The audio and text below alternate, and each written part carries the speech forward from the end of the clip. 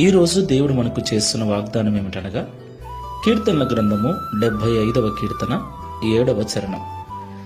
దేవుడే తీర్పు తీర్చువాడు, ఆయన ఒకరిని తగ్గించును, ఒకరిని హెచ్చించును. ఆమేన్. నా ప్రియమైన సహోదరి సహోదరులారా, ఈ లోకంలో జీవిస్తున్న మనం అందరం కూడా గొప్పగా బ్రతకాలని కోరుకుంటూ ఉంటాం. అనేక రకాల ప్రయత్నాలు చేస్తూ ప్రయాసపడుతూ ఉంటాం.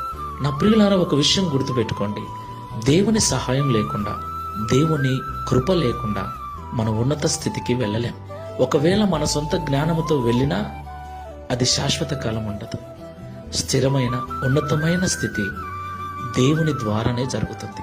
ఎందుకంటే ఆయనే మనల్ని కలగజేసినవాడు, ఆయనకు తెలుసు సమస్తము. ఆయనే ఒకరిని తగ్గించువాడు, ఒకరిని హెచ్చించువాడు. దేవుని ఎదుట విధేయులమై, దేవుని మాటకు లోబడి, దేవుని సన్నిధిలో జీవిస్తూ, దేవునితో కలిసి నడుస్తూ ఉంటే